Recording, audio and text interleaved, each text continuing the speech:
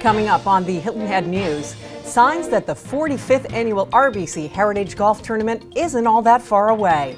Monday it was sponsor day at Harbortown Golf Links. Also ahead, we'll get a peek at all the renovation work underway at the Weston Hilton Head Island Resort and Spa. And we'll take a look back at Hilton Head Island High School fall sports. Stay with us. Hilton Head News is next.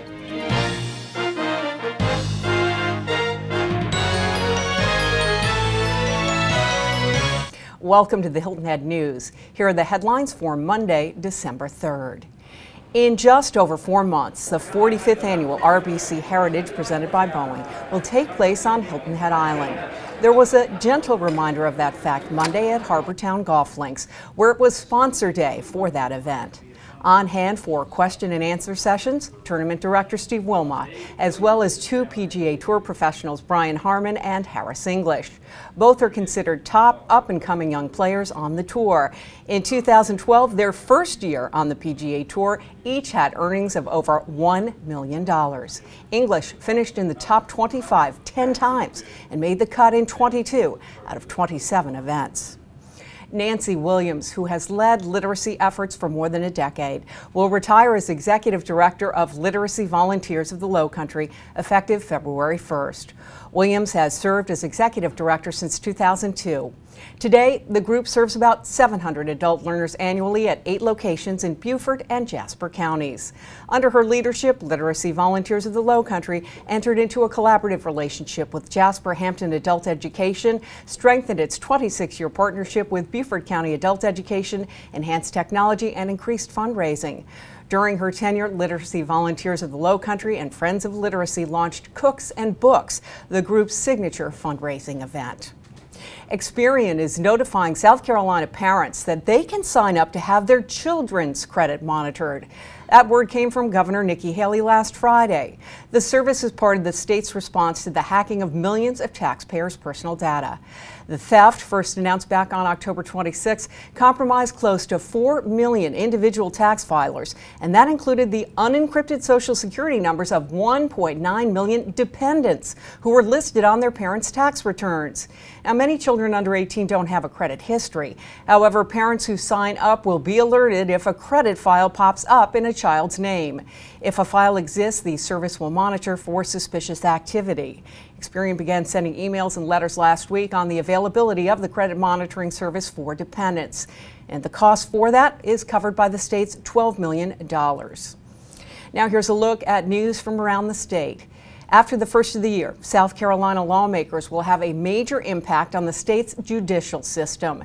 That's because when lawmakers reconvene, they'll be responsible for electing 9 judges. According to the state newspaper, the selections will be the largest and most contested judicial election in almost 2 decades. Earlier this year, legislators created 3 circuit court positions and 6 family court judgeships to relieve the state's massive backlog of cases. Nearly 60 people applied for those positions and 25 finalists have been selected. It's up to the Judicial Merit Selection Commission to vet the candidates for each seat, but the commission can only nominate up to 3 candidates for each position. South Carolina is one of only 2 states where lawmakers elect judges to interpret laws passed by the legislature. A North Charleston businessman is scheduled to be in federal court this week on charges that he illegally exported goods to Iran. According to federal prosecutors, Marcos Bagdasarian illegally shipped lubricating oil to Iran and lied to federal agents about doing so. It's against the law to trade with Iran without first getting special permission from the U.S. government. If convicted, Bagdasarian could face up to 20 years in prison. A Liberty man is facing just under 30 years in prison after a jury found him guilty of molesting 3 young children. Prosecutors say 28-year-old Damon Brown was sentenced last week for molesting an 8-year-old boy, a 10-year-old boy, and a 10-year-old girl between the years of 2003 and 2006. Authorities say one of the children reported the crime to a school resource officer back in 2009, which led to the discovery of the other victims. Brown was convicted on 1 count of first-degree criminal sexual assault, 3 counts of first-degree sexual exploitation of a minor, and 3 counts of committing a lewd act on a minor. He was sentenced to 359 months in prison. A South Carolina physician previously accused of fondling patients now faces a new set of allegations from 2 women. According to the Greenville News, Dr. Titus Cadell of Greenville is facing first-degree assault and battery in nearby Travelers Rest, where his medical practice is located. The police chief in Travelers Rest says these new charges follow accusations by 3 patients who accused Cadell last year of incidents from between 1987 and 2010. Cadell is accused of fondling one patient in 2009 and sexually touching another in 2011. He surrendered to authorities on Thursday and was later released on personal recognizance bond. Well, there are questions about the border between South Carolina and North Carolina, and those questions are going to remain for a while. Funding issues have delayed work by a commission on the project. This is the first full survey of the state line between the Carolinas in more than 200 years. Now, when we come back, hot off the press with BJ Frazier. Also, Charlie Clark will take us on a tour of the Weston's Renovations, and Charles Sampson of Charter One Real Estate joins us. Stay right there.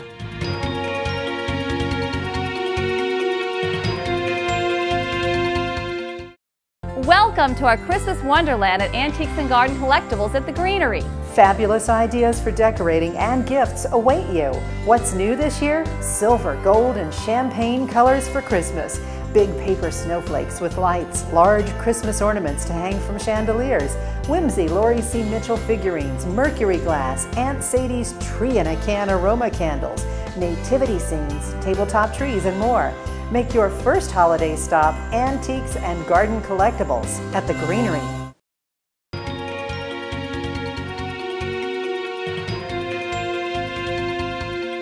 Welcome back to the Hilton Head News. It's time for Hot Off the Press with BJ Frazier of the Hilton Head Sun. Hi, BJ. How are you, Allie? Great, thank you. Hey, what is it all about this 40 under 40 that we've been hearing about? Well, the United Way of the Low Country does a fabulous job, as you know, and what they're attempting to do is try to bring some youth into their volunteering ranks. And they're holding an event at Michael Anthony's this week where they're inviting 40 under 40 individuals to come. That's 40 people under 40 years of age, and kind of boost their youthful volunteerism. You know, it's important because as some of us get older, you know, we do eventually need people to help us out. So it's a great way. It's a wine tasting, and the admittance to get there is just to bring an unwrapped toy for the Deep Well project. So hopefully they'll be successful and become more vibrant as they move ahead. Well, that sounds like a great idea, BJ. On other matters, there's concern about salt water contaminating fresh water supplies on the island. Is the concern valid? Very much so. I mean, we've been hearing about this for decades now, and you know, as we consume more fresh water as our developments in housing and commercial throughout Georgia and South Carolina, we just suck in that salt water from the Atlantic, and we need to do something about it. And the news here is that the South Carolina water experts are preparing a technical and exciting new plan to help us reverse this trend, because the predictions are, and they're probably a little conservative, but we could run out of fresh water over the next 25 years. So we must do something. A plan is in the works, and we'll keep you posted. Well, 25 years may sound like a long time, but it's really not. Some good news. The Community Foundation of the Low Country has made some nonprofits in the area very happy lately with grant monies. Tell us about that, if you would. Sure. We are all familiar with the great work that they do, and the people of the Low Country have been very generous in their giving to the foundation. And the foundation has recently given grants totaling $310,000 to nine organizations throughout the Low Country. And you know, that's almost $250,000, and that just goes far to help all sorts of organizations. And if you want a complete list of the organizations that receive the grants, see this week's edition of the Hilton Head Sun. BJ Frazier of the Hilton Head Sun, thank you so much for your time here on the Hilton Head News. The Weston Hilton Head Island Resort and Spa has opened 120 of its 412 newly renovated guest rooms. And that's only just a part of the huge renovations going on now at the resort. Charlie Clark has details. Allie, we've talked before about the renaissance that's happening in the Lowcountry when it comes to redevelopment. $161 million is being invested right now, and all of our oceanfront resorts, the island with Shelter Cove, everything that's happening, the Weston's really leading the way. They're the first ones to get started, and they're getting their first phase over. I'm here talking with Skip James, who's the Director of Sales and Marketing for the Weston. I'm excited, Skip. There's some great, as you can see behind us, some great renderings, and you've got the first phase of rooms done. Tell me what people can expect, what visitors can expect from the redo. We are so excited. It'll really allow us to compete regionally against luxury resort properties, and we're so excited to have started this year. We were able to get our pool up and running for the beginning of this season, and right now we're right in the middle of the guest rooms. We're unveiling 120 guest rooms today. They've started in January of this year, and they're working throughout the off season this year, and by the end of March 2013, just a few months away, we'll be totally completed. So you're ready for visitor season. You will be ready when visitors are coming and when they get here. Tell me about the feel of the room. So I happen to see one, and there's just a relaxing calm to it. It seems to fit in with what you're trying to communicate with visitors. Everything is inspired by the ocean, and that's how the design of the room was fitted with the latest Weston innovations, from the soothing rainforest shower heads in all the rooms and soaking tubs, and of course the Heavenly Bed by Weston, which is our signature item in the rooms. iPods, which we have copies of, samples of over here that we're going to show, 42-inch flat screen TVs. There's also new technology in the rooms. When you open the slider glass door, the air conditioner turns off, so that we're always conscious of sustainability and not wasting electricity.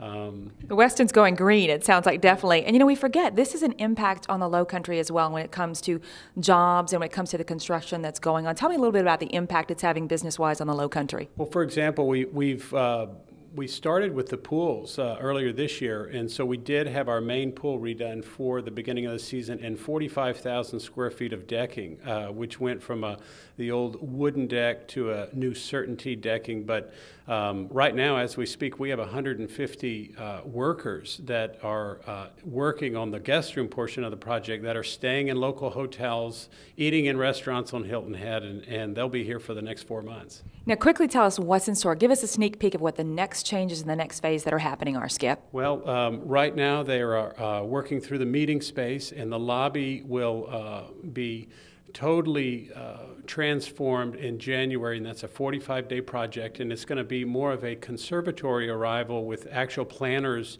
of trees in the lobby in the arrival, with a vertical garden as your main focal point in the lobby. That sounds fantastic. Great things are happening in the Weston. Great things are happening in the Lowcountry. Back to you, Allie. Thanks, Charlie Clark from the Hilton Head Island Bluffton Chamber of Commerce. Joining me now is Charles Sampson with Charter One Real Estate. Thanks for coming in, Charles. Thank you, Allie, for having us. Well, everyone always wants to know what's happening with the market right now. Boy, they sure do. Anywhere we go, that's a question. And the market's been good. Year to date, I've got some numbers here, 2012 over 2011. On Hilton Head, there were 692 homes sold as opposed to 594. That's a 16.5% increase. Unfortunately, the median price went down about 5.5% to, on the island, $461,750. Places like Hilton Head Plantation, Forest Beach, Off Plantation, Spanish Wells, Windmill Harbor, and Wexford, all of them actually went up in median price and number of sales. Indigo Run, Long Cove had more sales, but median price went down. In Sea Pines, the number of sales stayed even and median price went down. On the mainland, 2012, also up 10%, 1,001 properties compared to 982 through the end of November. And their median price went up about 1.5% to $205,000. Well, do we know why that might happen there more so than, say, in a Long Cove or other plantations? That the prices go up? Yeah. What's happening is people are coming and they're buying the low-hanging fruit. They're buying the lower-priced homes, and then once those are gone, then they have to step up and buy the $400,000 as opposed to the $300,000 homes. Now, when they do buy homes, they want to find out about property taxes, and there's been some controversy with regards to property tax. Can you explain what's going on? Well, I can try to give you a Reader's Digest a version of that. Yeah, there has been a little bit of controversy, and it all started with tax reform a few years ago. And the biggest difference is there's, I think, three problems. One, when they did tax reform, they took the school operating tax out of owner-occupied properties, which basically overnight cut our taxes in half, owner-occupied. They didn't really raise the non-owner occupied, but they left that in there. So the inequity of the difference between the two, if two houses sitting side by side, one owner occupied and one non-owner occupied, the owner occupied pays about a third less. But when I tell a buyer that their taxes are going to be about 1.25%, they're okay with that. It's just probably us owner occupieds are getting too good of a deal. And the problem that's going to cause is the school funding source is going to start going away. There's a good number of folks who have changed their status from non-occupied to occupied, so that's fewer properties. The 1% sales tax that was put in place to try to get more funds, that just hasn't worked well enough. So the funding for schools is going to start happening. Tom Davis has a good plan. You're not going to get people to accept a raise on their taxes, owner-occupied ones. But what you can possibly do is take all the exemptions, and Tom says there's probably 120 plus, and take and sunset them, bring them back up on the floor of the state house, and vote on each one of them. The good ones, they'll stay. The bad ones, they'll go away, and then that funds, those monies that are created there, they need to offset the inequity. They need to offset the non-owner occupied properties taxes. Well, so if they did that, it might work out. Well, it'll be interesting to see state legislature reconvening in January, how they'll deal with this issue. But thank you, Charles Sampson, for really explaining it more in detail for us. And we appreciate you joining us here on the Hilton Head News. Well, thank you for having us. And when we return, we'll talk with Hilton Head Island High School's athletic director. Stay right there. Beaufort Town Center, the perfect place to live, work, play, and shop. Uniquely located on Boundary Street, Beaufort Town Center is adjacent to city and county government buildings at the entrance of Beaufort's historic district.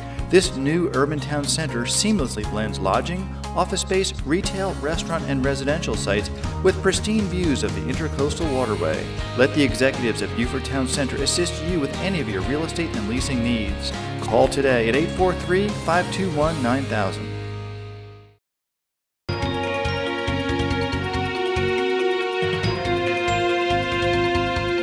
We're back with more on the Hilton Head News. Here now, Athletic Director at Hilton Head Island High School, Joe Monmonier. Thank you for coming in.